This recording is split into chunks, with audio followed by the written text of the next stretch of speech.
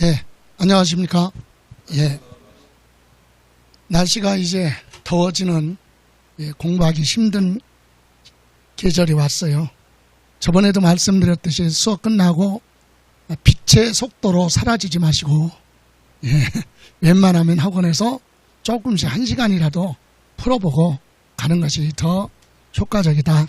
자, 오늘은 저번 이어서 오늘 양도독세 마무리하는데, 분량이 많아요.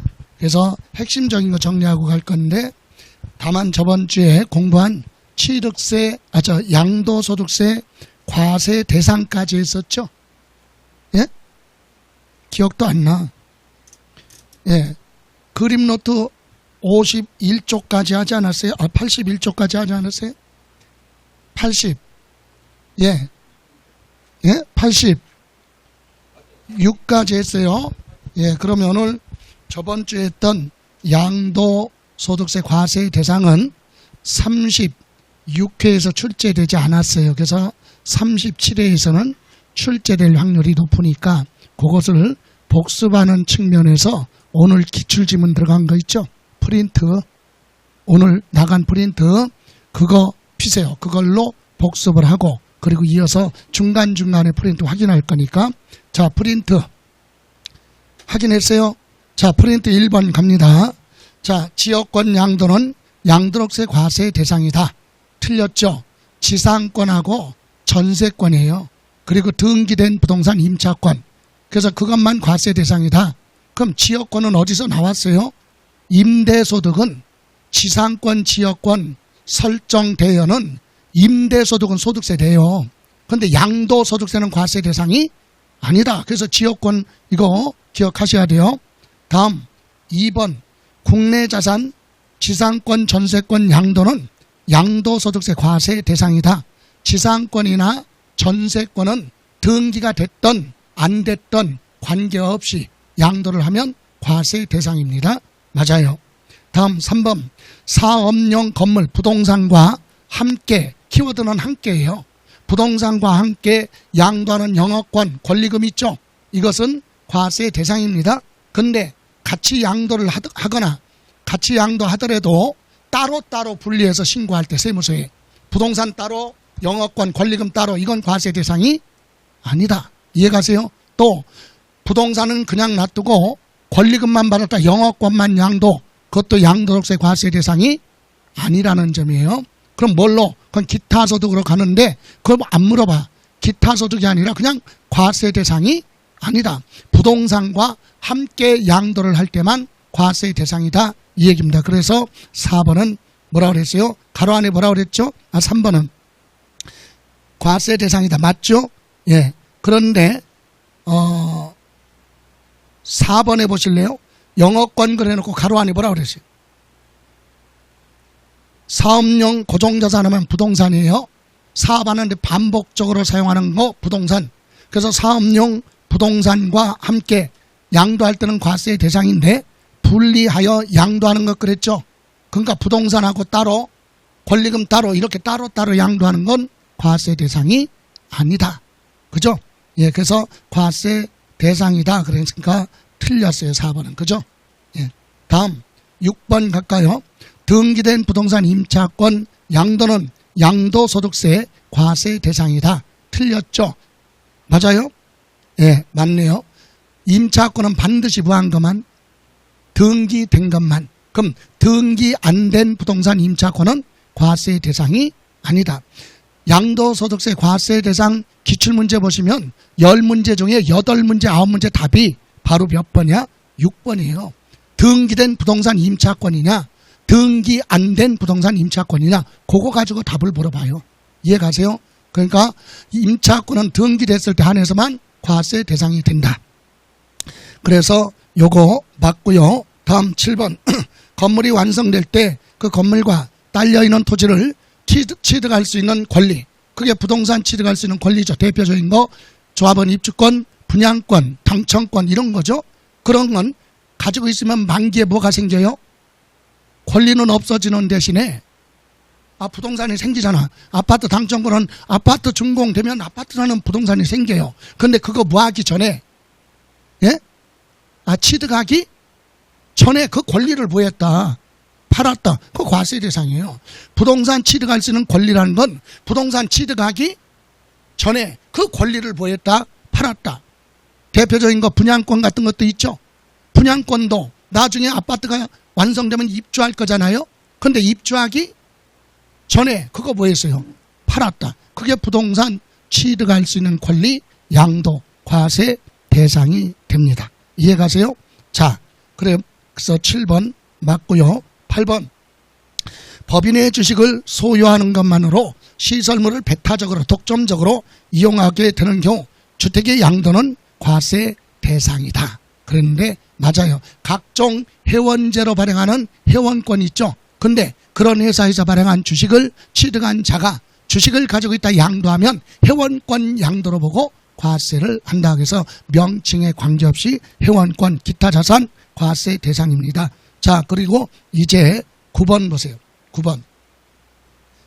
여러분, 개인이 부동산을 가지고 있다 팔면 다 양도소득세 내요? 회사가, 법인이 부동산 가지고 있다 팔았어. 그래서 매매 차익이 생겼어요. 그럼 법인은 법인세법에 따라 법인세 내지. 양도소득세는 전혀 관계가 없어요. 그럼 소득세는 누가 팔았을 때? 개인이에요, 개인. 그럼 개인이 부동산을 가지고 있다 팔았다? 다 양도소득세 내요? 아니지. 사업자는 안 내. 예? 사업자는 부동산 매매업이나 건설업자, 주택건설하는 회사는 그거 팔으려고 짓는 거죠. 취득한 거죠. 이렇게 사업하는 사람이 판매를 목적으로 부동산을 팔았죠. 양도소득세는 전혀 관계없어. 그건 사업소득이에요. 사업소득은 뭘로 내? 총합소득세 내지. 양도소득세는 그럼 어떨 때야? 개인이 어쩌다 파는 거. 계속적으로 파는 게 아니라 우발적, 비반복적, 자주 발생하지 않았을 때예요. 그럼 여기 문제 몇 번? 9번. 주거용 건설, 건물, 건설업자, 업자, 사업자죠. 판매를 목적으로 신축한 다가구 주택, 주택을 지어서 지금 팔으려고 취득한 거야. 그런 건 재고자산이에요. 예? 그래서 이런 주택건설회사가 주택을 지어서 파는 건 양도소득세랑 전혀 관계가 없다. 그럼 뭘로 가? 사업소득, 종합소득세. 이해가세요? 또 사업자 등록을 하든 안 하든 관계없어요. 그냥 계속적 반복적으로 양도하면 그건 뭘로 간다? 사업소득으로 간다. 그럼 우리 법에는 몇 번 팔아야 되는데 그리고 자주 발생한 거 이런 건 법으로 명시하지 않았어요. 그래서 판단할 때 계속적, 반복적 이렇게 나오면 뭐다? 사업자니까 종합소득세로. 그럼 그거의 반대가 일시적, 우발적, 비반복적으로 발생했을 때는 어쩌다 파는 거죠? 그때는 양도소득세로 과세한다. 그래서 9번은 양도소득세 과세 대상이다. 틀렸죠. 뭘로 간다? 종합소득세로 과세가 됩니다. 여기까지 됐어요? 자, 그러면 이제 여러분, 우리 세법은 부동산 공인중개사 시험을 준비를 하는 사람들은 공인중개사 시험에 맞게 공부하면 돼요. 그러면 질문하는 거 보면 엉뚱한 사람들, 저번에 제가 수업할 때도 제가 말씀드리지 않았나? 7월 달이 되면 세법 개정안이 올라와. 예? 그거는 이제 국회에서 통과가 돼서 올해 연말까지 통과가 되면 시행을 하게 되면 내년부터 시행하니까 우리 시험하고는 전혀 관계가 없다라고 미리 말씀드렸는데 밴드를 통해서 질문이 많이 와. 그거 공부 안 하는 사람들이 얘기하는 얘기야. 어렵게 공부했는데 앞으로 세법이 개정된다는데 어쩌고 저쩌고 얘기해. 우리 점하고 관련이 없다. 이해가시죠? 예. 공부하는데 방향이 틀려서 어떤 분이 질문을 냈는데 기본적인 문제를 다루는 걸 알아야 되는데 쓰잘데없는 거 신경 써. 이를테면 임대소득 저번에 수업할 때 했는데 임대소득에서 외국의 주택을 가지고 있다가 양도하는 건, 임대를 하는 건 전부 다 뭐 한다? 외국 주택은 무조건 과세예요. 비과세가 아니에요. 주택수, 고가주택, 전세, 월세 그런 거 따지지 않는다. 우리나라만 전형적으로 있는 게 전세라고 그랬죠. 전세는 월소득이 발생 안 해. 대신 간주, 임대료를 계산하죠. 보증금에 대한 이자. 근데 질문이 뭐라고 왔는지 알아요? 저 인도 쪽에 가면은요 전세도 있어요. 그런 건 어떻게 과세합니까? 이런 거 물어봐요. 쓰잘데없는 거. 예? 그러니까 그분은 그것만 하는 게 아니라 그런 식으로 이상한 것만 물어봐. 그러니까 기본적으로 가야 될 건 틀려. 그래서 제가 얘기했어. 혹시 공인 중에서 공부하려면 시험을 준비한다면 공부하는 방법이 바꿔라. 그건 절대로 합격할 수 없다. 그랬더니 기분 나쁜 거야. 예, 그러니까 어떻게 딴 사람으로 또 뭐해? 가입을 해. 다른 이름으로. 그래서 속으로 그랬어요. 질문 오면 답을 안 할 수가 없어. 짜증나지만 해줘야 되잖아. 근데 쓰자할 때 없는 거야. 아, 인도에 전세가 있는 거 그거 왜 신경 쓰고. 그죠? 예. 그래서 그런 쪽으로 공부하는 분들이 있어요. 그래서 그런 거는 아니다. 예. 그래서 우리 시험은 전문가를 요구하는 게 아니잖아. 공인중개사 시험에서 물어보는 그 범위 내에서만 체크하면 돼요. 자, 그러면 이제 오늘 들어갑니다. 오늘 공부할 내용이 중간에 생략을 하고 양도행위로 보는 것, 양도행위로 보지 않는 것. 4번 있죠, 그림? 예. 양도행위로 보는 것. 이것이 양도소득세 과세 대상하고 양도냐, 양도로 보지 않느냐. 이 부분은 아주 중요한 부분인데 최근에 요 양도행위 여부에 대해서는 한 3년 동안 출제가 안 됐어요. 그래서 이 부분은 37에서 무조건 출제가 될 수 있다. 물론 과세 대상도 출제될 확률이 높지만 특히 양도로 보느냐 양도행위로 보지 않느냐 이거 기억해야 되는데 기본이 뭐예요? 여러분 양도가 뭐죠? 두 가지. 핵심이 등기 여부는 따지지 않는다. 등기를 하고 팔던 미등기로 팔던 다 과세한다 이 얘기예요. 어떤 분은 등기 여부에 관계없이 과세한다 그러니까 이상한데요? 아, 미등기는 세금 많이 내고 등기된 건 조금 내잖아요. 그거 물어보는 게 아니라 등기를 하고 팔던 등기 안 하고 팔던 과세한다 이 얘기야. 이해가세요? 두 번째 반드시 뭐예요? 예? 유상으로 봐라. 이전 대가를 많이 받던 적게 받던 돈으로 받던 물건으로 받던 대가 받고 이전하는 게 보다 양도다. 이해가세요? 그리고 이런 행위가 자주 발생하면 그건 사업이야. 그래서 사업소득으로 가고 어쩌다 발생했다 그럴 때만 양도소득세로 과세합니다. 자, 그러면 매도가 뭐죠? 사고 파는 거 매매죠. 그래서 일반적인 대금을 일시에 받던 분할하는 공매로 처분해서 공매 처분해서 돈이 들어오던 경매로 처분해서 돈이 들어오던 대가 받죠. 이런 것도요. 아니 경매로 처분하면 돈 못 받고 법원으로 들어가 그냥 내가 받은 거야. 그렇게 이해가세요? 경매 처분됐던 공매 처분됐던 법률에 따라 수용이 됐던 많던 적던 대가를 받죠. 그건 뭐다? 양도. 결론은 내 부동산이 빚이 많아서 채무를 못 갚았죠. 그럼 내 부동산 법원에서 뭐예요? 경매 처분돼. 근데 그 상가 부동산이 옛날에 10억 주고 산 거야. 그런데 지금 매각할 때 11억에 낙찰됐어요. 예? 그럼 매매 차이가 얼마? 1억에 대해서 세금 내야지. 이해가세요? 빚 갚느라고 나 돈 하나도 안 받았는데 그건 네가 받아서 갚은 거랑 똑같은 거야. 그래서 경매 처분에도 이익이 생기면 뭐 내야 돼? 예? 당연히 양도소득세 내야 되는 거예요. 자, 그리고 할부가 됐던 매매의 형태예요. 또 교환. 이것은 부동산 등으로 교환하는 거. 등기 대상 부동산을 서로 맞바꿨어요. 그러면 양쪽 다 소유권 등기하죠. 그래서 이 교환은 부모 자식 간의 교환도 뭘로 봐? 매매야. 여러분 부모 자식 간의 부동산 매매나 부부 간의 매매는 매매가 아니라 뭘로 가요? 증여로 가. 증여. 그런데 구체적으로 부모 자식 간의 부동산을 뭐 했다면? 교환했다. 남편과 부인이 부동산을 뭐 했다? 교환했다. 그건 뭘로 본다? 양도. 누구든 교환은 양도의 부동산. 예. 다음 여기 교환하는 경우 쌍방 모두에게 양도소득세가 과세됩니다. 이해가세요? 예. 다음 현물 출자. 금전이 아니라 뭘로? 부동산 등을 출자를 하고 대가로 회사로부터 뭐 받아요? 주식 받았어. 또는 지분을 받았어요. 대가 받고 준 거죠? 예. 그래서 그거 뭘로 본다? 양도행위다. 팔았다 이 얘기입니다. 다음. 그래서 이런 부분은 크게 뭐 물어보지 안에 그냥 기본적인 내용이니까. 근데 이제 물어보는 게 뭐야? 대물 변제. 대물 변제가 뭐죠? 한마디로 얘기하면 갚아야 될 빚을 돈이 없으니까 뭘로? 부동산 등으로 갚았다. 꼭 부동산은 말하는 건 아니지만 부동산세법은처럼 부동산을 얘기해요. 갚아야 되는데 돈이 없어 주식으로 갚을 수도 있죠. 그것도 대물변제고. 채무 갚아야 되는데 부동산으로 갚았네. 그것도 대물변제. 근데 우리는 주식으로 채무를 갚았다. 그건 한 번도 물어보지 안 해. 부동산세법은 부동산에 관련돼서. 그래서 갚아야 될 채무를 당사자 간에 뭐 협의에 의하든 아니면 뭐요?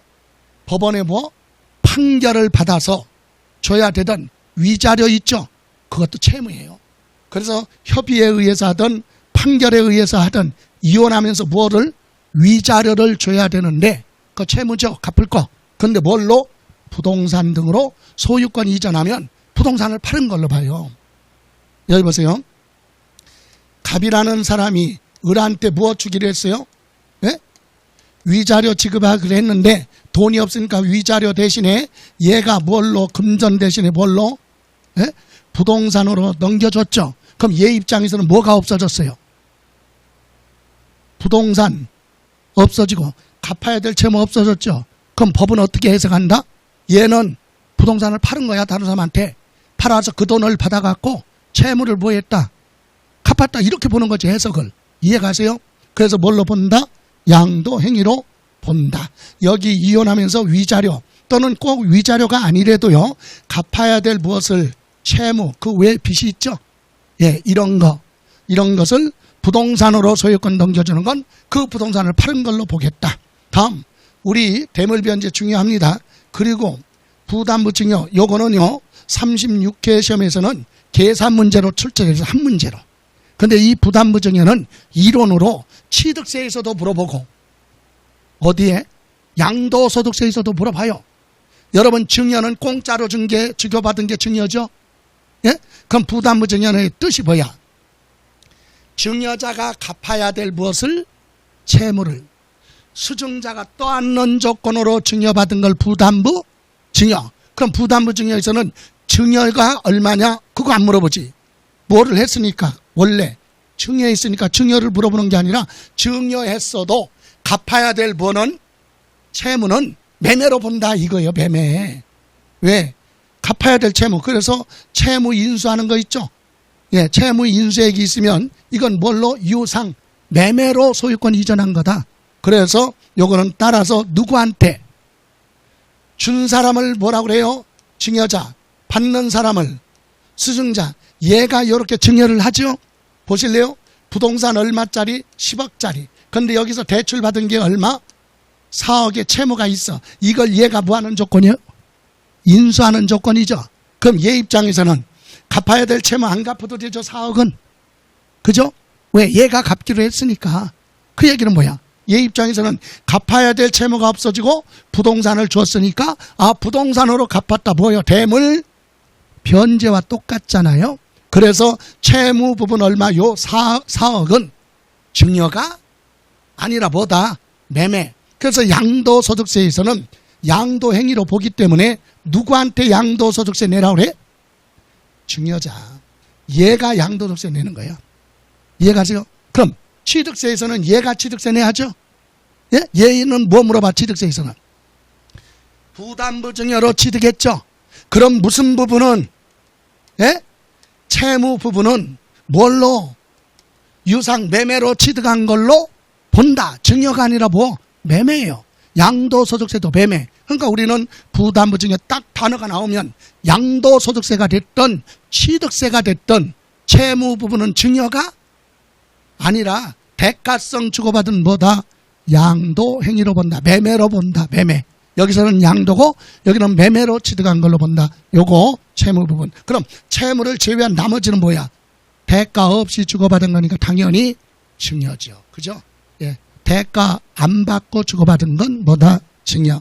그리고 요건 기억하지 않아도 되는데 배우자 직계 존비속 간의 부담부 증여는 특별한 경우를 제외하고는 전체가 뭘로 가? 증여예요. 전체가 뭘로? 증여. 예? 부모 자식 간에는 빙자에서 그걸 많이 하거든요. 그래서 명백하게 채무가 수증자가 인수할 능력이 있는지 이런 것을 확인을 해서 명백하게 입증됐을 때만 부담부 증여를 인정을 해요. 그렇지 않으면 전체가 뭘로 가? 증여. 그럼 우리 시험에서는 이렇게 나와. 물어본다면 배우자 직계 존비속 간의 부담부 증여 이렇게 나오면 전체가 다 뭐야? 증여예요. 이해가죠? 그럼 배우자 직계 존비속이 그런 말이 없으면 이렇게 가는 거지. 무슨 부분? 채무 부분은 뭘로 본다? 매매 거래로 본다. 그죠? 예, 요거 꼭 기억을 하셔야 됩니다. 자, 다음. 요번엔 양도행위가 아닌 것. 여러분, 환지처분이 뭐예요? 뜻만 알면 돼. 암기할 게 아니라. 환지처분이 뭐죠? 새로운 땅으로 준 거, 되돌려 준 거. 옛날 땅 받아가지고 사업을 한 다음에 지목이나 지번이 바뀐 새로운 토지를 원래 조합원한테 되돌려 줘야죠. 되돌려 준 거, 바꿔준 거지. 파는 거? 아니에요. 그래서 이건 누가 누구한테 준 거야? 예? 여기 환지처분은 누가? 그렇죠. 사업 시행자가 당초 누구한테? 소유자한테 되돌려 준 건 파는 것이 아니다 이 얘기예요. 그래서 또 하나 보류지가 있죠. 보류지는 뭐죠?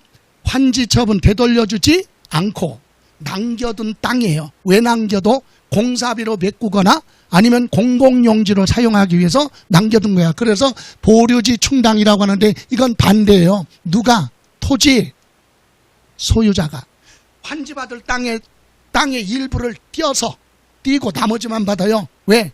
띄어서 공사비로 메꿔야 되니까. 그래서 이거는 소유자가 누구한테? 사업 시행자한테 주는 거 뭐가 아니다? 양도가 아니다. 그래서 도시개발법에 따라 환지처분 나오면 양도 아니고 보류지로 보였다, 충당 메꿨다. 이건 매매 거래로 보지 않습니다. 다음, 지적경계선 변경으로 불합리한 얘기는 불편하게 되어 있던 토지의 무엇을 경계를 변경하는 거지. 변경하기 위해서 교환, 토지를 교환 또는 합치거나 나누는 걸 분합이라고 하죠. 분할하는 경우는 양도로 보지 않는다. 여기 보세요. 농지가 있는데 만약에 이를테면 이거는 갑의 농지고 이건 을의 농지라고 해봐요. 그럼 농지가 있는데 여기 농사 지으러 다니려고 하는데 경계선이 꾸불꾸불 되어 있으니까 경운기도 못 다니고 자동차도 못 다니니까 불편하잖아. 그래서 얘들이 모여서 저녁에 뭐 마신다고 그랬어요? 막걸리 마시면서 협의해서 이렇게 하자 이거지. 경계선을 이렇게. 그러면 요거 땅은 누구 거야? 이거 원래 갑의 땅인데 누구한테 줘? 그럼 이건 누구 건데? 을 건데 누구한테? 그럼 이 토지와 이 토지를 교환하는 거죠. 목적이 뭐야? 불합리하게 불편하게 되어 있던 경계선을 합리적으로 편리하기 위해서 교환하는 건 매매 거래로 보지 않는다. 이해가세요? 이렇게. 그런데 여기서 하나 예외가 있어요. 요 교환하는 토지가 전체 토지의 몇 프로? 20% 이내일 때만 양도로 보지 않는 거예요. 몇 프로? 20% 이내. 20%를 뭐하면? 초과하면 금액이 크죠? 면적이 크죠? 그런 경우는 뭘로 본다? 매매 거래로 보고 20% 이내일 때만 양도로 보지 않습니다. 다음, 양도 담보. 자, 나왔잖아요. 담보가 뭐야? 담보. 돈을 뭐 할 때까지? 갚을 때까지 담보로 맡긴 거죠. 그건 파는 것이 아니잖아. 나중에 갚으면 내가 되돌려 받을 거니까. 이해가세요? 그런데 양도 담보 계약을 뭐하고? 체결하고 누구 부동산을? 원래 누구 거야? 채무자 부동산을 누구 앞으로? 채권자 앞으로 소유권을 뭐하는 거? 이전 등기하는 건 매매 거래가 아니다 이 얘기예요. 이해가세요? 그런데 이게 매매로 가는 경우가 있네. 언제? 이렇게 했을 때는 매매가 아니라고 그랬죠? 양도 아니에요. 그런데 언제 가서 만기에 약속된 날짜에 채무자가 채무를 못 갚았어. 그걸 뭐라고 그래요? 채무 불이행. 채무를 이행하지 않았다. 그래서 이것을 변제에 갚는 데 뭐였다? 메꿨다. 충당. 이렇게 나와요. 만기의 채무 불이행으로 변제에 뭐했다? 충당. 그러면 이건 뭐야? 양도로 보는 거예요. 이해가세요? 양도 담보는요, 갚을 때까지만 담보로 넘겨준 거야. 이해가세요? 그러면 부동산 소유자는 누구 건데? 담보로 줬을 때 채권자 앞으로 등기되어 있어도 부동산은 채무자가 소유자죠. 종전대로 그냥 사용수익 하는 거야. 등기만 해놓은 거예요. 그때 만기가 돼서 못 갚으면 그걸로 뭐한다? 메꿨다. 그걸 뭐라 그래요? 불이행으로 변제에 뭐했다? 충당한다. 그죠? 그럼 약속된 날짜에 만기가 되면 채권자는 채무자한테 너 왜 안 갚어? 이런 얘기 안 해요. 이미 계약이 체결됐으니까. 약속한 날짜의 시간을 12시까지 딱 기다렸는데 땡 하고 안 갚았어. 그럼 바로 가차없이 뭐해? 팔아버려. 예? 민사소송에 가서는 제일 이게 많이 들어와요. 많이. 뭐냐? 여러분이 나한테 담보로 뭐 했어요? 맡겼어. 내가 채권자야. 근데 여러분이 만기에 안 갚아. 그럼 나는 어떻게 해? 이 부동산을 팔면 되죠. 싸게 팔면 되지. 내가 잘 아는 사람한테, 친구한테 짜고, 예? 10억짜리인데 9억에 팔 수도 있잖아. 그럼 여러분 입장에서는 10억짜리 부동산이 얼마에 날라갔어 지금? 9억에. 억울하지? 너네들 혹시 짜고 한 거? 아니야. 소송 많이 들은다 이거지. 이해가세요? 예. 그러니까 물어보고 파는 게 아니라 계약을 처음부터 하는 거야. 만기까지 뭐하지 않으면, 이행하지 않으면 내가 처분하겠다. 그죠? 환가 처분하겠다. 현재 가치로 처분하겠다. 이렇게 계약하는 거예요. 그래서 일단은 요 부분이, 여기서는 요 부분보다는 이걸 많이 물어봐. 채권자한테 소유권 이전 등기한 후에 뭐 요거 채무 불이행으로 변제에 뭐했다? 충당됐다. 그때는 뭘로 본다? 양도로 본다. 양도로 보는 행위가 더 많아요. 요거 기억하시면 돼요. 다음, 공유물 분할, 공동 등기했던 걸 지분만큼 뭐 하는 거? 나누는 건 매매 거래가 아니잖아요. 그래서 공동 소유 토지를 소유자별로 지분 변동이 없이, 종전 지분 변동 없이 단순히 뭐 하는 거? 나누는 건 매매 거래가 아니다. 여기 보실래요? 자,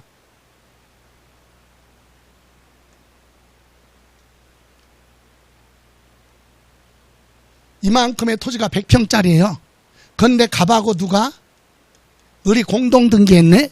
지분이 똑같다고 합시다. 몇 프로씩? 50%씩. 100평짜리죠. 근데 땅 하나를 두 필지로 나눌 수도 있잖아. 예? 50평씩 자를 수도 있어요. 그래서 이거를 둘로 나눴어요. 몇 평? 50평. 여기도 50평.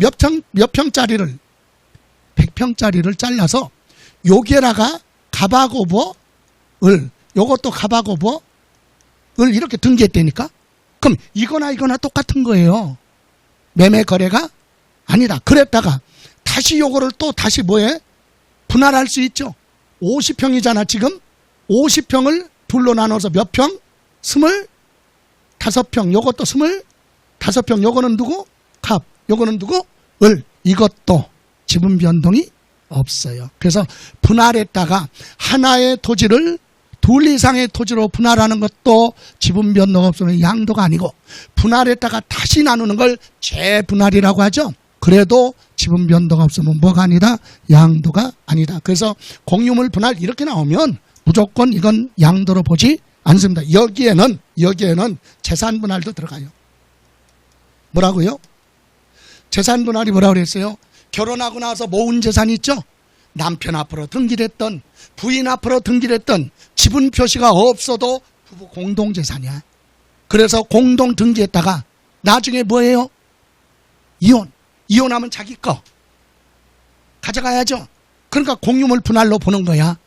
그래서 공유물 분할로 보기 때문에 지분이 많던 적던 재산 분할은 거래로 보지 않습니다. 양도소득세 부과하지 않는다. 재산 분할은 뭐만 내면 돼? 취득세. 취득세 몇 프로요? 원래 공유물 분할은 취득세가 2.3%예요. 그런데 여기서 2%를 빼라. 특례세율. 취득세 특례세율. 그럼 몇 프로? 0.3%만 내는 거예요. 왜? 원래부터 자기 거니까. 자기 앞으로 뭐만 해? 등기. 그래서 옛날 취득세는 내지 마. 그래서 특례세율이라고 하죠. 표준세율에서 몇 프로 빼고 2% 빼고 취득세 내고, 양도소득세에서는 세금 1도 안 내고. 왜? 양도가 아니니까. 이해가시죠? 네. 소유권 환원 그냥 읽어보세요. 자, 소유권 환원은 소송이에요. 매매원인 무효소송.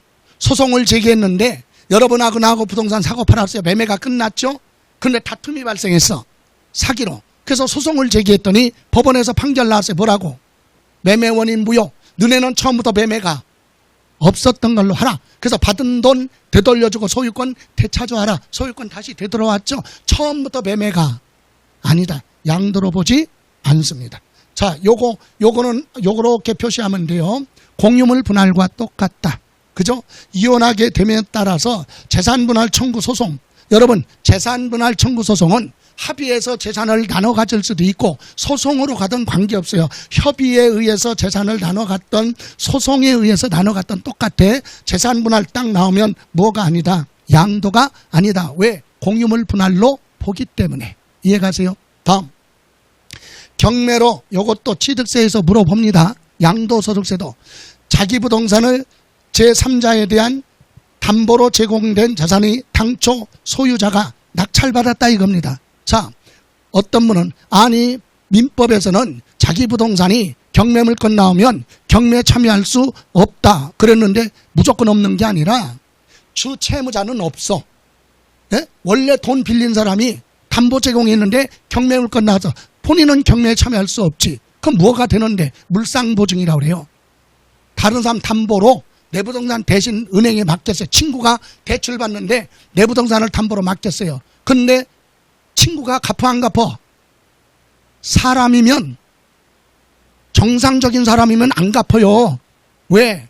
꼭 갚겠다는 의지가 약하니까 안 갚죠. 그럼 내 부동산 경매로 날아가게 생겼잖아. 그럼 내 부동산 내가 경매에 뭐 할 수 있어? 참여할 수 있어요. 왜? 주 채무자가 아니니까. 내가 돈 빌린 사람이 아니니까. 그래서 그런 말이 없는데 그런 경우에만 경매에 뭐 할 수 있어? 참여할 수 있으니까 그런 뜻이에요. 그래서 내 부동산 내가 뭐 받았다? 낙찰받았다. 양도로 보지 않는다. 자, 여기서 메모하세요. 뭐는? 취득세는 과세한다. 그죠? 왜? 경매가 실행되면 등기 말소돼요. 그럼 자기가 다시 취득했죠? 그럼 자기 앞으로 다시 뭐 해야 돼? 등기해야 될 거 아니야. 그러니까 뭐 내야 돼? 취득세 내고 등기하라. 그죠? 양도는 아니지만 취득세는 과세된다. 이해가시죠? 예. 여기에다가 이제 가장 많이 물어보는 거 하나 있어요. 그것까지만 정리하시고 반복해서 보시면 돼요. 자, 여기서 넘어가기 전에 많이 물어보는 건 요거 한지 처분. 그리고 양도 담보인데 이 부분을 물어보는 게 아니라 나중에 아까 뭐라고 그랬어요? 만기에 뭐? 채무 불이행으로 변제에 뭐했다? 충당됐다. 그거. 그리고 이혼하면서 뭐 재산 분할 있죠? 예, 요것도 뭘로 보지 않는다. 공유물 분할과 똑같이 양도로 보지 않는다. 이렇게 기억을 하시고, 자, 이제 하나만 더 확인해 봅니다. 어떤 것이 있느냐? 자, 배우자 직계 존비속 간의 양도 매매 거래. 부부간의 부동산 매매에 있어요. 우리 세법은 뭘로 가? 증여. 예? 양도가 아니라 뭘로 가? 증여로 뭐 한다고요? 추정. 증여로 추정.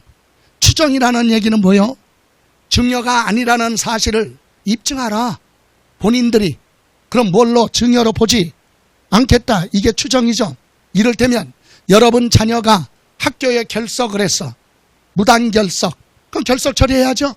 그런데 결석했어도 애경사가 있어서 가족들과 같이 어쩔 수 없이 빠지는 건 결석 처리 안 할 수도 있잖아. 그러니까 일단은 학교 안 왔으니까 결석 처리하겠다. 그게 추정이야. 근데 나중에 공적인 걸로 뭐가 되면, 입증이 되면 결석 처리 안 하겠다 이거죠. 그래서 여기도 일단은 뭘로? 증여로 추정해서 증여세 부과하는데 증여가 아니라는 사실을 입증하라. 그렇다고 우리는 요즘 막 데모하고 난리 났대. 그죠? 예? 저는 개인적으로 좀 심해. 우리나라가 너무 양극화가 너무 심해. 진보 보수가. 예? 참정권 중요하잖아. 근데 그거보다 더 중요한 게 뭐야? 생존권이지. 생존. 직업이 없고 돈을 못 벌고 죽게 생겼는데 그게 먼저야? 참정권이 먼저야? 생존이 먼저잖아. 그죠? 아, 그렇게 하면 공권력이 딱 투입해서 어떻게 해야 돼? 막아야 될 거 아니야. 안 하는 정부나 하는 놈들이나 다 똑같아. 제가 볼 때는. 여기 보세요. 그래서 추정이라는 건 머리띠 메어놓고서 우리는 증여가 아니라 뭐 했다? 양도를 했다라고 주장하라는 게 아니라 법에 정해져 있어요. 이러이러한 거래를 부모 자식 간에 부부 간에 했다면 그것이 확인이 되면 증여로 보지 않겠다. 그죠? 그래서 내용 보면 그겁니다. 이거 배우자 또는 직계존비속 부부간의 부모 자식에게 부동산을 뭐 했어요? 양도했다. 오늘이 언제요? 6월 23일. 오늘 양도했다면 부모 자식 간에 오늘 양도했죠. 그럼 오늘 날짜의 양도가 아니라 뭐 한 걸로 본다? 오늘 날짜에 뭐 한 거? 증여한 것으로 보겠다 이 얘기야. 오늘 날짜에 매매했어도 매매가 아니라 오늘 날짜에 뭐 한 걸로 증여. 그래서 배우자 직계 존비속에게 양도하는 경우는 해당 자산을 뭐한 때? 양도한 때가 언제야? 6월 며칠? 23일. 오늘 양도했다고 그랬죠? 그럼 오늘 배우자 또는 직계 존비속에게 무한 것으로 증여한 것으로 추정하여 증여세를 뭐한다? 부과한다. 매매를 했어도 뭘로 간다? 기본이 증여. 그죠? 그런데 우리 법은 다음의 경우는 입증이 되면 확인이 되면 양도행위로 인정해줘요. 매매. 여러분 증여로 가면 증여세 많이 나오죠? 그러니까 매매로 인정해줘야 세금 부담이 적을 거 아니야. 그죠? 그래서 정해놨어요. 법에 양도행위로 보고 증여세 부과하는 게 아니라 양도소득세로 부과하겠다. 여러분 증여하고 양도소득세는 어떤 게 세금 많이 나오죠? 증여세. 왜 그래요? 이를테면 내가 여러분한테 10억을 증여했다. 그럼 10억에 대해서 전체 가지고 증여세 계산하잖아요. 그죠? 근데 10억에 뭐 했다? 양도했다. 그럼 얼마 주고 산 게 10억에 팔았느냐. 그럼 매매 차이. 그거 가지고 계산하니까 비교조차가 안 돼요. 증여세가 부담이 크잖아요. 그러니까 증여세 부담을 줄이기 위해서 우리는 뭐 했다고? 매매했다고 주장을 하겠죠. 그럼 국가에서는 기본이 뭐다? 증여로 가요. 다만 예외로 법원에 뭐 경매 아버지 부동산이 경매 물건 나왔어요. 그런데 자녀나 배우자가 경매에 참여해서 낙찰받았어요. 짜고 하는 거래가 아니잖아. 정상적인 거래. 이건 매매야. 이해가세요? 그러니까 뭐가 들어가야 돼? 경매라는 단어가 들어가야 된다 이거지. 경매. 이해가세요? 또 법원으로부터 뭐 받았어요? 파산 선고. 채무가 많아서 빚이 많아가지고 아버지가 파산 선고를 받았어. 그러면 아버지 이름으로 빚이 많죠. 근데 남겨둔 부동산이 있을 거 아니야? 그걸 법에 의해서 뭐예요? 처분해. 거기에서 매매 차익이 생겼어도 이 파산 절차에 따라 처분하는 건 양도소득세는 비과세거든요. 근데 이 절차에 따라서 자녀나 배우자가 법원을 통해서 뭐 했어요? 취득했어요. 그럼 이것도 정상적인 절차니까 인정해줘. 뭘로? 매매로. 국세징수법에 의해서 세금을 안 냈어요. 아버지가. 예? 세금을 안 내서 압류 등의 절차를 밟아서 공매 처분돼요.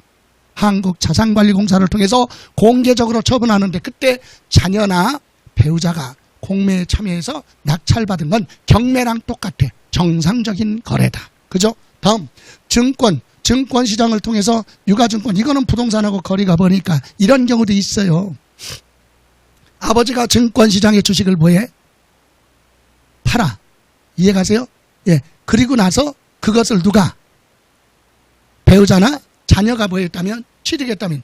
자기가 취득한다 100% 보장을 못 하잖아요. 그죠? 증권시장을 통해서 거래한 거니까 정상적인 거래야. 근데 이거는 부동산하고 거리가 머니까 물어보지는 않습니다. 다음, 권리 이전이나 행사에 등기를 요하는 재산. 그럼 무슨 말이에요? 권리 행사할 때 등기해야 되는 거. 권리 행사. 매매로 취득했던 상속을 받았던 증여받았던 내 앞으로 뭐 해야 돼? 등기. 그게 부동산이에요. 등기를 요하는 재산 하면 뭐죠? 부동산. 부동산을 서로 뭐 했어요? 아까 나왔잖아요. 교환. 부모 자식 간의 교환도 매매 거래로 인정해줘. 왜? 양쪽 다 등기하니까 축소되거나 은폐될 수 없다. 그 외에 대가를 지급한 사실이 객관적으로 뭐가 돼야 돼? 증명돼야 돼. 여기에는 여러 가지가 있는데 요약 생략을 했어요. 이를테면 아들이 아버지 부동산을 취득하는데 아버지 부동산 취득하기 전에 아들이 원래 자기 재산이 있었어요. 부동산. 그걸 제3자한테 뭐 했어요? 팔아서 먼저. 그래서 돈을 받아갖고 아버지 통장에 입금하고 아버지로부터 부동산을 넘겨받았다. 이렇게 자금 출처가 입증되죠. 예, 이런 경우는 정상적인 매매로 봅니다. 이해가세요? 여기서 대가를 지급한 사실이 보세요. 지금 이거는 이론상이에요. 실무에서는 절대로 인정 안 해줘. 여기 보세요. 내가 부동산을 팔았어요. 내 거 원래 팔았어. 그 돈 받아갖고 아버지한테 통장으로 보내고 아버지 부동산 내 앞으로 등기해서 그걸 다 뭘로 보면 매매로 인정해주면 부모 자식 간에 매매로 해줬잖아요. 그래서 증여세 안 내고 양도소득세 냈죠. 그리고 아버지가 돈 찾아가지고 너한테 뭐 줘? 찾아서 줄 수도 있잖아. 이해가세요? 그래서 이론상이지 실무에서는 전혀 인정을 안 해요. 그래서 여기는 뭐라 그래요? 객관적으로 뭐 증명되는 경우에는 양도행위로 인정이 된다. 이건 공무원의 재량이다 이 얘기야. 그래서 우리 시험은 실무를 물어보는 게 아니니까 이런 단어가 들어갔으면 뭘로 본다? 매매. 그런 말이 없으면 기본이 뭐야? 증여. 이해가세요? 예, 이건 취득세에서도 물어보고 양도소득세도 똑같이 물어볼 수 있습니다. 이해가세요? 자, 이렇게 해서 양도행위에 대해서 봤는데 여러분 프린트 잠깐 보세요. 프린트 보시면 몇 개만 볼게요. 자, 10번. 10번은 아까 과세 대상인데 볼까요? 10번. 토지 및 건물과 함께 부동산과 함께 양도를 하는 개발제한구역 지정 및 관리에 관한 특별조치법에 따른 이주권이 있죠. 부동산과 함께 양도하면 이주권, 이거는 과세 대상이죠. 부동산과 함께 양도하는 영업권이나 부동산과 함께 양도하는 이주권은 과세 대상의 건물주의 있는 권리. 그래서 이거 시험에서 많이 틀렸어요. 이거 너무 쉬워서. 그런데 여기까지 보니까 이건 양도소득세 과세 대상 맞아 그랬는데 거기 뭐라고 그랬어요? 가로 안에 해당 이주권 가액을 대통령령이 정하는 방법에 따라 거기 별도로 뭐 평가 계산을 해서 신고했대. 부동산 따로 이주권 따로 신고했다 이 얘기야. 같이 양도했어도 이건 같이 양도한 게 아니라 따로 양도한 거랑 똑같아. 과세 대상이 아니다. 그래서 틀렸다. 거기 가로 안에 전까지는 맞죠? 그렇게만 나오면. 그런데 가로 안 때문에 틀렸습니다. 다음 이번에는 11번 봅니다. 법원의 확정 판결, 법원의 판결이죠. 판결에 의해서 이혼 위자료로 배우자에게 토지를 소유권 이전한다. 위자료 주는 거죠. 당연히 뭐야? 양도. 재산 분할로 주는 건 양도가 아니지만 위자료 주는 건 양도라고 그랬죠. 대물변제. 예, 그래서 거기 양도 행위로 본다. 맞죠? 다음 12번. 개인이 토지를 법인에 현물출자하는 경우 양도 행위가 아니다. 현물출자하면 회사에 부동산 줬죠. 그리고 회사로부터 주식 같은 거 받잖아. 대가 바꿔준 거니까 뭐야? 팔았지. 팔은 걸 뭐라 그래요? 양도. 그죠? 그래서 여기는 양도 행위가 아니다. 틀렸죠. 양도요. 대가 바꿔준 거니까. 다음 13번. 공동소유 토지를 공유자 지분 변경 없이 2개 이상 공유 토지로 분할했다가 100평짜리를 50평짜리 잘라서 갑하고 을 같이 등기했으니까 지분 변동 없어요. 이렇게 분할했다가 공유 지분 변경 없이 그 공유 토지를 소유 지분별로 단순히 또 뭐 했다고요?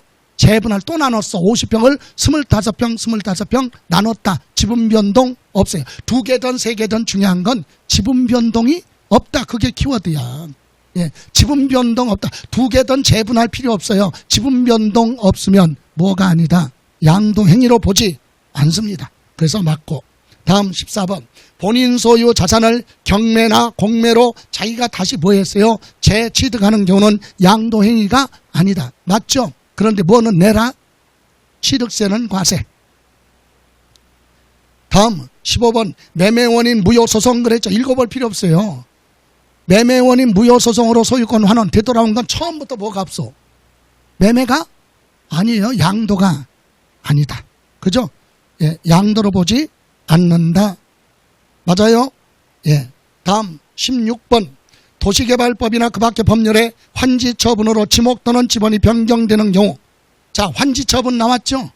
되돌려주는 거지 파는 거?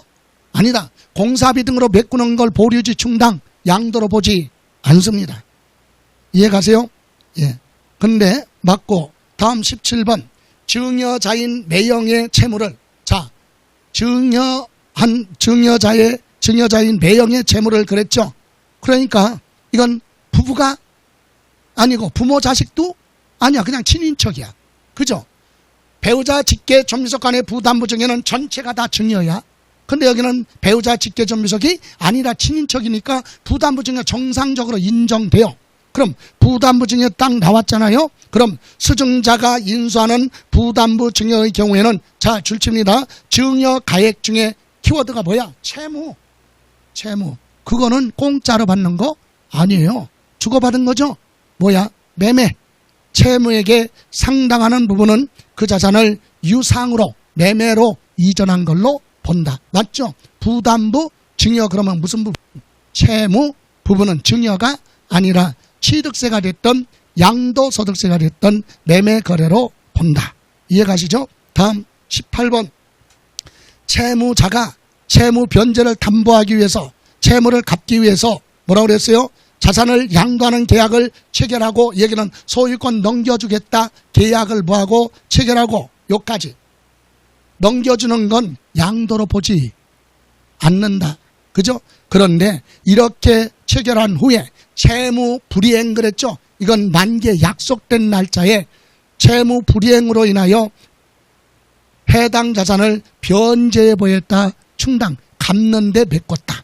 그걸로 갚았다 이거죠? 그때는 뭘로 본다? 양도로 보고 과세 대상이다. 맞죠? 이해가세요?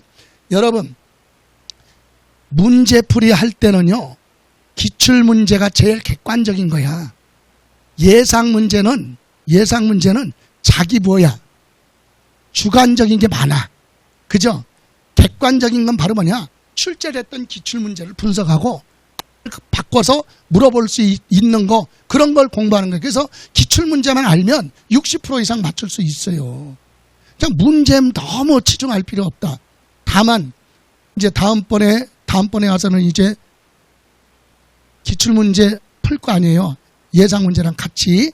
예? 그런데 그거 풀 때 여러분이 웬만하면 먼저 다는 안 풀어도 한 번 정도는 보시고 오는 것이 효과적이다. 아니면 그냥 저는 바라지도 않아. 안 풀어도 되니까 빠지지만 마. 민법은 하지 말라고 그래도 하죠. 예? 민법은 그냥 하지 말라고 그래도 해. 도대체 민법 선생인지 남편인지 모르겠어. 그냥 늘 더 친해. 늘 보는 게 민법 선생이에요. 자, 그러지 마시고 그냥 우리는 빠지지 않고 나오시면 됩니다. 예, 여기까지 보시면 되고. 자, 이어서 가죠. 이번에는 양도 및 취득 시기. 이건 무슨 말이냐? 보세요. 어떤 분은 자꾸 취득 시기니까 취득한 날 취득세 내야지 그거 생각하면 안 돼. 여기는 취득세랑 전혀 관계가 없어요. 취득세는 지방세법 법이 틀리잖아. 이건 소득세법. 이해가세요?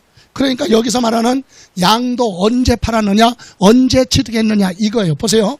부동산을 옛날에 취득했을 때 옛날에 뭐 할 때 취득할 때 언제 취득으로 보느냐 날짜가 있을 거 아니야. 그럼 여기서 취득했다 그럼 여기서 취득했으면 여기서부터 날짜 계산 시작하고 여기서 취득했어 그럼 여기서부터 날짜 계산 시작하고 여기서 취득했으면 여기서부터 시작하라 이거지. 왜 시작해? 취득해서부터 뭐 할 때까지 팔을 때까지 가지고 있었던 기간을 계산하려고 하는 거야. 보유 기간 그거에 따라서 공제 금액이 달라져. 장기보유 특별공제 같은 거. 그리고 세율도 달라. 보유 기간에 따라서. 그리고 언제까지 예정 신고를 해야 돼. 이런 것이 다 날짜 계산을 한단 말이죠. 그래서 오늘 여기서 뭐 했다? 양도했다. 그러면 옛날 취득해서 여기까지 날짜 계산 여기서부터 시작해서 여기까지 끝내라. 이게 무슨 기간? 보유 기간이다. 이걸 하는 거지. 여기서 취득했다 그래서 여기다가 뭐 돼? 취득세 내야지. 그러면 안 돼요. 취득세는 취득 시기하고 날짜 계산하기 위해서 정해놓은 거하고는 틀리다 이 얘기야. 이를테면 취득세에서 증여는 언제 취득해요? 취득세에서 취득세 내려고 할 때는 계약일이야. 증여는 계약일. 예? 근데 양도소득세에서 증여는 언제 날짜 계산 시작하느냐? 실제로 실현됐을 때 뭐 받은 날? 증여 받은 날이 계약일이 아니라 실제로 뭐 받은 날? 증여 받은 날부터 날짜 계산하는 거예요. 이렇게 날짜가 틀리다 이 얘기야. 이해가세요? 취득사양 별개입니다. 그럼 보세요. 옛날에 취득할 때 매매로 취득할 수도 있고, 옛날에 뭐 부동산을 상속받을 수도 있고, 똑같은 부동산을 증여받을 수도 있고, 자기가 건물을 지어서 취득했을 수도 있겠죠. 옛날에. 그럼 그 날짜 정해져 있고, 그럼 오늘 양도한 건 언제 양도한 걸로 보느냐? 뒤에 나오지만 대금을 부한 날 청산, 잔금 받은 날이에요. 계약서 필요 없고 잔금 부한 날, 받은 날 파는 거야. 자, 그래서 이렇게 보유기간을 계산하는데, 자, 몇 가지만 보시면 돼요. 다 이 내용을 보실 게 아니라 요거 보세요. 자, 일반적인 거래는 원칙은 대금을 부한 날, 청산한 날. 여기서 대금을 청산했다는 얘기는 잔금을 주고받은 날이에요. 그럼 잔금을 줬으면 그날 옛날에 잔금 준 날 취득이고, 거기서부터 시작해서 오늘 잔금을 보였어요. 받았어. 그럼 오늘 파는 거야. 이해가세요? 잔금을 주고받은 날을 뭐라고 한다? 대금 청산일. 아니 그러면 그냥 잔금 준 날, 지급한 날 그러지 왜 대금 청산일로 합니까? 아, 취득만 있나? 파는 것도 있잖아. 그죠? 취득할 때는 옛날에 잔금 줬을 때 취득이고, 오늘 팔았다 그럼 오늘 잔금 받았으면 오늘 파는 거야. 그래서 대금을 부한 날, 청산한 날, 사고 파는 걸로 보고 날짜 계산을 시작하고 끝내라, 이 얘기입니다. 이때 양수자가 부담하는 양도소득세 부분은 뭐하고 제외하고. 여러분 보세요. 양도소득세는 누가 내야 돼? 매도 파는 사람이 내는 거죠. 근데 왜 양수인 취득한 사람이 세금 부담해요? 꼭 그런 건 아니죠. 그런 특별한 계약이 있을 때만. 이를테면 보세요. 내가 여러분하고 10억에 거래를 했어요. 10억에. 근데 여러분이 나한테 부탁하는 거야. 뭐라고? 업계약서 작성해 달래. 11억으로. 왜? 그 얘기는 여러분이 나중에 뭐 할 때? 팔 때 양도소득세 줄이려고. 그럼 10억에 거래했는데 11억으로 거래하면 나는 1억만큼에 대한 세금을 추가로 내야지. 그럴 때 여러분이 뭐라 그래? 그 세금은 여러분이 부담할게. 그럴 수 있죠. 아니 그랬을 때만, 꼭 그런 게 아니라, 그렇게 했다면 10억에 팔았죠? 세금이 1,000만 원이야. 그러면 10억에다가 1,000만 원을 다 받은 날이 대금 청산일이 아니라 세금 부분은 빼고 매매 대금만 10억이면 10억을 주고받은 날을 대금 뭐 청산일. 그래서 세금 부분은 뭐 한다? 제외. 이해가시죠? 예. 그런데 요거 오류 나온 거 있죠? 교재 수정 안 했으면 여기 뭐라고 돼 있어요? 대금 청산한 날이 뭐 분명하지 않아. 아니면 대금 청산하기 전에, 잔금 주고받기 전에 등기를 먼저 했다 그러면 여기 등기 접수일이에요. 요거 수정 안 한 분 있죠? 오류 됐어요? 등기 접수일로 갑니다. 예. 대금 청산한 날이 불분명하다, 이 얘기는 잔금을 주고받을 때 현금을 직접 주고받은 건 대한민국 법은 인정하지 않아. 그죠? 아, 뇌물을 주고받을 때도 준 사람은 있대는데 받을 사람은 안 받았다고 하잖아요. 그죠? 근데 통장으로 돈을 주고받으면 알아서 교도소 가지. 거짓말할 수 없잖아. 그래서 돈을 주고받을 때 현금으로 주고받았으면 확인이 안 되니까 불분명한 사유와 그때는 등기 접수일로 가요. 또 대금을 청산하기 전에 어떤 분은 그러대. 아니 잔금을 안 받았는데 등기를 왜 먼저 해줍니까? 그래요. 그러면 안 해줬으면 말고. 여기는 뭐예요? 매수자가 갑자기 자금 사정이 안 좋아서 잔금을 나한테 줄 돈이 없다는 거야. 그래서 등기를 자기한테 먼저 해주면 자기가 뭐 받아서, 대출 받아서 그걸 잔금으로 할게. 그럴 수 있죠. 그래서 잔금 주고받기 전에 뭐를 했다면, 등기했다면 등기 접수일로 가라. 이거 대원칙. 이해가시죠? 예. 자주 발생하지 않지만 특수한 거래, 할부 있죠? 할부가 뭐요? 대금을 한꺼번에 받는 게 아니라 분할해서 받는 거죠. 근데 이게 파는 사람마다 다 제각각이야. 예? 이거 또 나오네. 민법 선생님. 민법 선생님한테 중개사법을 합시다. 중개사법 선생님한테 여러분 부동산 뭘로? 할부로 취득해봐. 예? 할부로 취득해봐. 그럼 대금 결제 끝나기 전까지는 절대로 등기해 줄 사람이 아니야. 그죠? 예? 예. 근데 저한테 할부 계약했다 그래봐. 할부 계약했어요. 그런데 뭐라 그래? 대금 결제 안 끝났는데 저 살 데가 없는데 먼저 집을 건네주면 안 돼요? 부탁할 수 있죠. 그럼 나는 사용해. 그럴 수도 있어. 등기 먼저 하면 안 돼요? 등기 먼저 해줄 수도 있다. 이해가세요? 그래서 사람마다 다 제각각이니까 법률 하나로 명시할 수 없어요. 그래서 할부 조건의 경우는 소유권 이전 등기 접수일 아니면 인도 건네준 날 대금 결제 안 끝났어도 먼저 사용하라 건네줄 수도 있죠. 물건이면 인도, 부동산 같은 경우는 사용하라고 할 수 있죠. 대금 결제 안 끝났어도 먼저 사용에 들어가서 사용 수익일. 그래서 이 세 가지를 다 외우지 말고 이렇게 뭐 빠른 날 할부는 파는 사람이 다 제각각이니까 빠른 날로 가겠다. 셋 중에서 뭐한 날? 빠른 날. 다음 건축. 여러분 10년 전에 건물을 지었어요. 10년 전에 건물 지어서 오늘 팔아서 잔금 받고 오늘 파는 건 맞아. 근데 10년 전에 언제 취득이냐? 건물은요 사용해도 좋다는 승인서를 받아야 되겠죠. 그래서 사용 승인서 교부일이 취득이다. 10년 전에. 그럼 10년 전에 사용 승인 받은 날 있죠. 그날부터 날짜 계산 시작해서 오늘 잔금 받았으면 오늘까지 날짜 계산을 끝내라 이 얘기예요. 그런데 허가받지 않은 무허가 건물은 사용 승인서 이런 게 없어요. 나올 수가 없지. 불법 건축물이니까. 그죠? 예, 이런 경우는 할 수 없이. 그럼 10년 전에 무허가로 건물 지어서 가지고 있다 오늘 팔았는데요. 그럼 10년 전에 언제 취득해요? 10년 전에 전기수도 가스가 공급된 날. 그날을 뭐라 그래? 사실상 사용이에요. 무허가 건물도요. 한전의 도시가스 등에 확인해 보면 언제부터 전기가 수도가 공급이 됐는지 다 찍혀 있어요. 컴퓨터에. 그래서 확인이 된다. 그런 날을 뭐라 그래요? 사실상 사용이에요. 그죠? 이런 단서 없으면 사용 승인서 교부일. 임시 사용 승인 받았으면 임시 사용 승인 받은 날. 그죠? 여기는 자, 무상하면 두 가지죠. 상속받은 것도 공짜고 증여받은 것도 공짜예요. 그죠? 그래서 무상 중에서도 상속 그러면 사망한 날, 상속 개시된 날. 그죠? 사망한 날. 그런데 증여 있죠, 증여. 증여도 공짜로 받은 거잖아. 그죠? 증여는 취득세 낼 때는 아까 계약일의 취득이지만 양도소득세는 실제로 뭐 받은 날, 증여받은 날 취득한 걸로 보고 날짜 계산하라. 자, 요거 할부하고요. 할부하고 요거 뭐 수용은 같이 가. 여러분 수용되면 보상금 받죠? 근데 보상금 받는 사람이 다 제각각이야. 왜? 보세요. 사업시행자가 감정평가를 해서 보상금을 결정해서 언제까지 보상금을 받아가라 이렇게 고시했어요. 근데 이쪽 분들은 보상금을 받아갔네? 결국은 대금 청산이 끝났잖아. 그죠? 예. 근데 이쪽 분들은 보상금이 적다고 거부를 해. 그러면 사업시행자는 중간에 마음이 변하면 찾아가라. 그래서 법원에 보상금을 공탁을 하고 강제로 수용을 개시할 수도 있다. 그러면 이쪽은 수용 개시일로 가는 거고.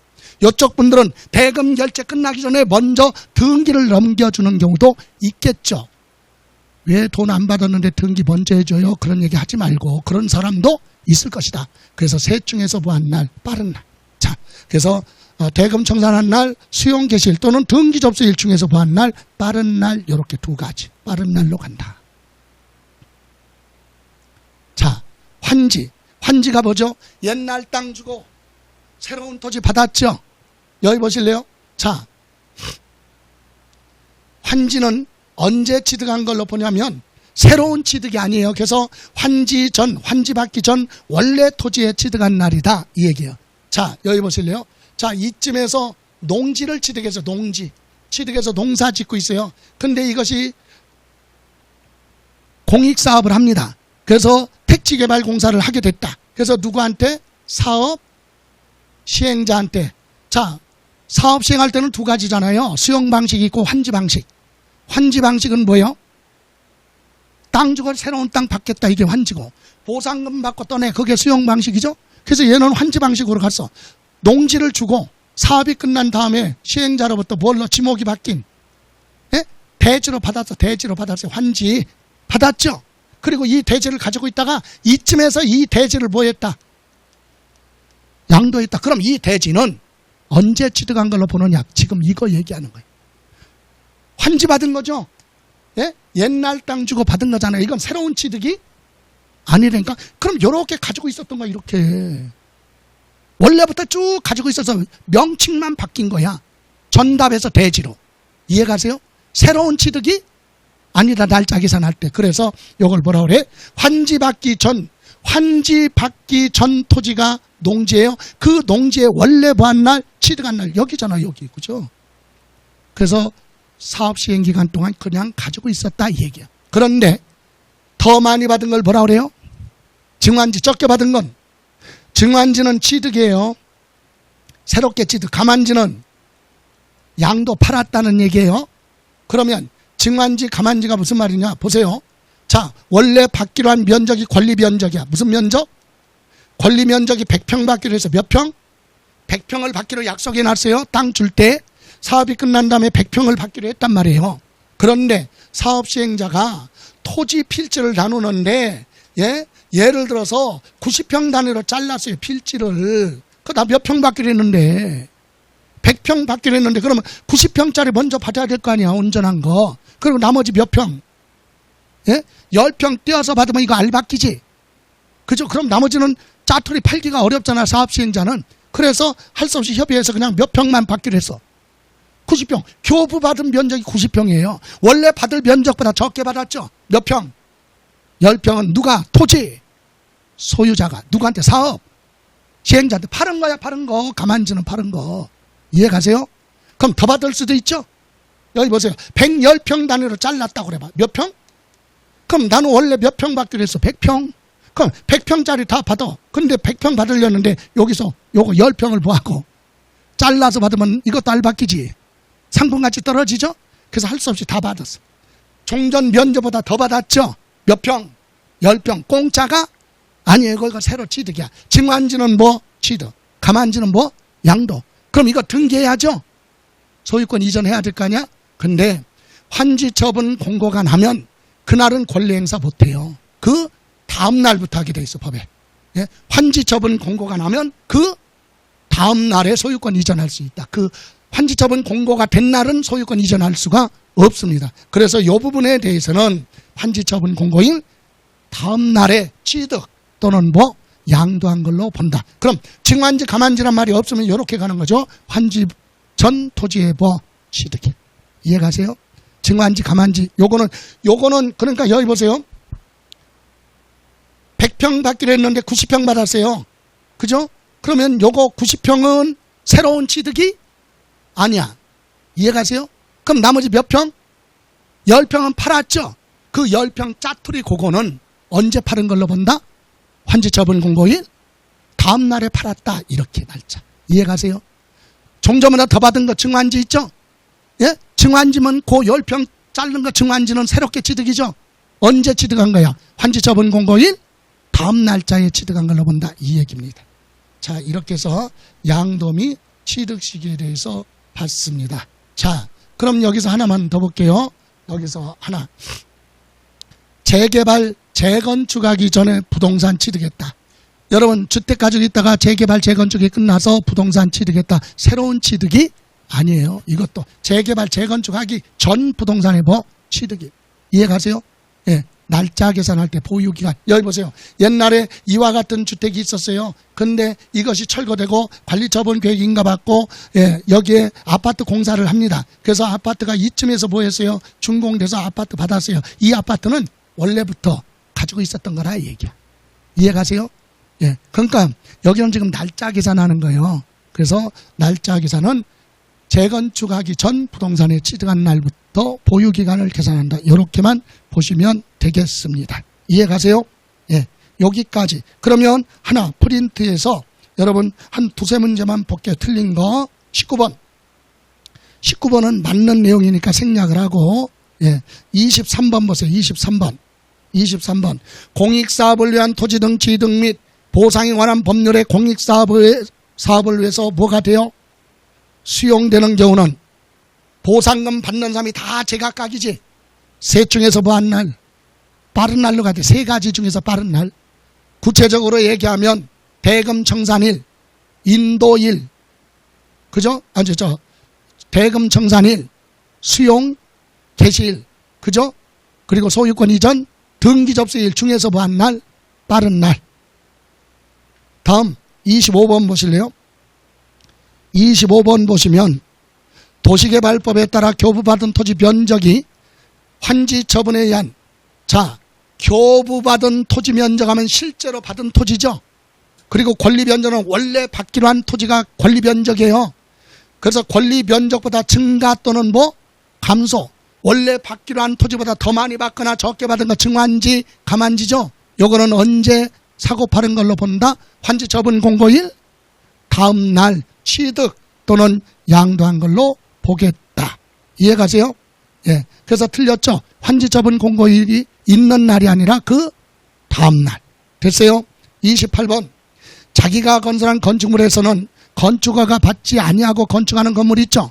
그건 나중에 사용 승인 받으면 그때 취득한 게 아니라 무허가 건물은요, 사실상 뭐 사용일, 사실상 뭐 사용일에 취득한 걸로 본다. 하나만 더 봐요. 30번. 완성되지 않은 자산을 양도하는 경우로서 해당 자산의 대금을 청산한 날까지 목적물이 완성되지 아니한 경우는 해당 자산의 대금을 뭐한 날, 청산한 날 뭐한 걸로 본다? 취득한 걸로 본다. 맞아요? 틀려요? 틀렸어요. 여기 보세요. 아파트 분양계약 체결했어요. 그리고 이제 뭐 줘요? 중도금 1차, 2차 주고 대금, 잔금을 여기서 뭐 합니까? 지급합니다. 그럼 자, 잔금 지급했죠. 이게 대금을 뭐한 날? 청산한 날이에요. 근데 이때 이 아파트가 공사가 아직 안 끝났어. 그래서 여기서 아파트가 뭐 했다? 준공이 됐어요. 준공됐어요. 그러면 대금 청산할 때까지 목적물이 완성되지 않았다. 이건 취득이 아니에요. 그래서 이 아파트 여기서 준공돼 가지고 이 아파트를 가지고 있다가 이쯤에서 이 아파트를 뭐 했다? 팔았다면 보유기간은 대금을 청산한 날 그게 아니라 실제로 뭐한 날? 완성된 날부터 날짜 계산. 이해가세요? 예?